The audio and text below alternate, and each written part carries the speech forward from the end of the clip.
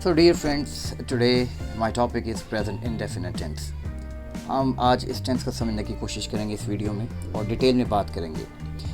Start करने से पहले मैं आपको ये बता दूं, this is very important tense. तमाम टेंसेस में अगर आप मुझसे पूछेंगे सबसे ज़्यादा अहम जो टेंस कौन सा है वो है प्रेजेंट इंडेफिनिट टेंस, क्योंकि लैंग्वेज का एक बहुत बड़ा हिस्सा ये कवर करता है और एक लैंग्वेज का एक बहुत बड़ा हिस्सा हम इसमें बोलते हैं क्योंकि ये रोज़मर्रा के सेंटेंसेस होते हैं। अगर इसका मीनिंग देखें तो प्रेजेंट का मतलब होता है हाल, इनडेफिनिट का मतलब होता है गैर यकीनी, गैर मुतलिक, और टेंस का मतलब ज़माना, यानी कि गैर मुतलिक हाल, गैर यकीनी ज़माना।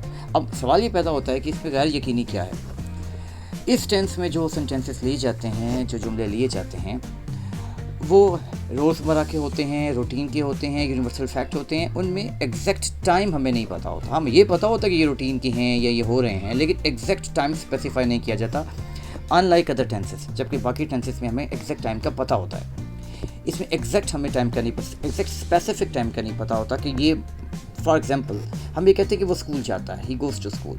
हमें ये तो पता है, हम एज्यूम करते हैं कि वो डेली जाता है। हो सकता है कि वो डेली ना जाता हो, लेकिन एग्जैक्ट इसमें टाइम का भी हमें नहीं पता।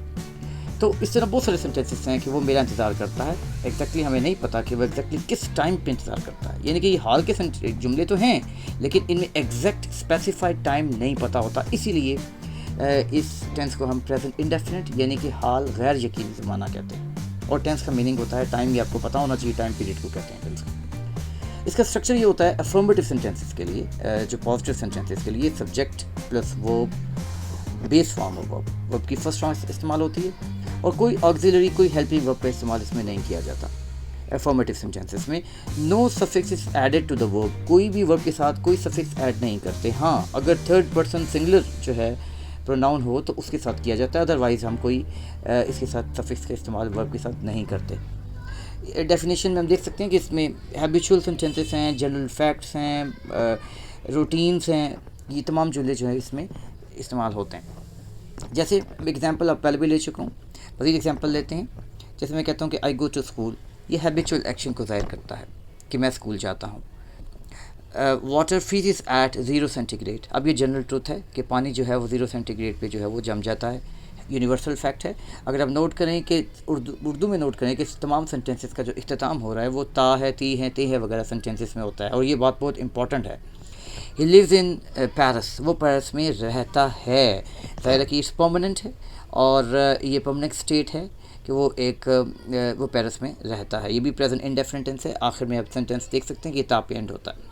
The train leaves eight 5 o'clock, अब ये शेड्यूल्ड इवेंट है कि जो ट्रेन है वो 5 बजे जाती है या 5 बजे रवाना होती है। तो इस तरह के सेंटेंसेस को प्रेजेंट इंडेफिनिट टेंस के सेंटेंसेस कहलाते हैं। पहचान में बता चुका हूँ कि आखिर में ता है, ती है वगैरह आता है। तो ये तो हमने समझ लिया कि ये क्या है, इंडेफिनिट का मीनिंग क्या है, इसके स्ट्रक्चर को हमने जान लिया और समझ लिया कि किस तरह के सेंटेंसेस को ये कवर करता है। और अब हम जो एक चीज़ जो बड़ी इंपॉर्टेंट है वो बताने वाली है कि इसमें हम एस या ईस का जो है वो वर्ब के साथ ऐड कब करते हैं, ये बहुत ज़रूरी है। इसी में ही स्टूडेंट मिस्टेक करते हैं और इससे उनके मार्क्स भी लूज होते हैं। ये बात याद रखें, अगर सेंटेंस ही, शी, इट के अलावा कोई सिंगुलर सब्जेक्ट से स्टार्ट होता है तो वर्ब के साथ हम एस या ईएस का इजाफा करते हैं। और इसके अलावा जितने भी प्रोनाउंस हैं सब्जेक्ट्स के, उनके साथ हम एस या ईएस का इजाफा नहीं करते। और दोनों सूरतों में वर्ब की फर्स्ट फॉर्म इस्तेमाल करते हैं।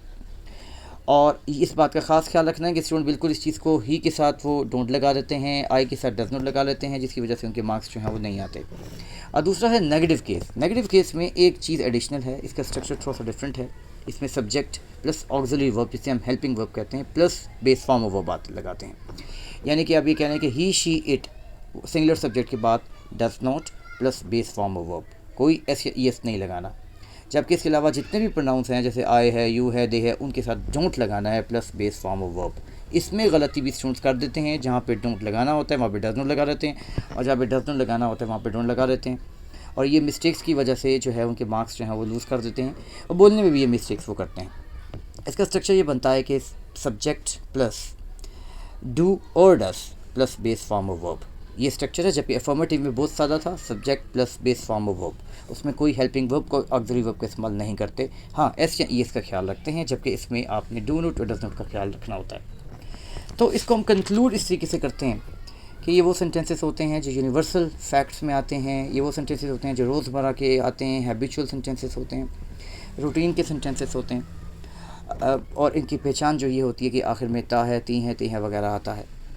और इस तरह के हज़ारों सेंटेंसेस आप बना सकते हैं, फिर उनको नेगेटिव में भी चेंज कर सकते हैं। और इसका इंट्रोगेटिव भी बहुत सिंपल है, यही आपने डू और डज का इस्तेमाल जो है सेंटेंस के शुरू में कर लेना है, वो इंट्रोगेटिव सेंटेंसेस बन जाते हैं।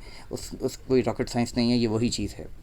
तो आज हमने डिटेल में जाना है कि प्रेजेंट इंडेफिनिट टेंस क्या है और फिर इसका स्ट्रक्चर क्या है, फिर इसमें किन बातों का ख्याल रखना है आपने, फिर इसका नेगेटिव सेंटेंसेस में इसका स्ट्रक्चर क्या है, कौन से हेल्पिंग वर्ब्स ऑक्सिलरी वर्ब्स लगाने हैं, कौन से नहीं लगाने। तो उम्मीद करता हूँ कि इस वीडियो के बाद आपको प्रेजेंट इंडेफिनिट टेंस के कंसेप्ट जो है उसमें प्रॉब्लम नहीं होगी।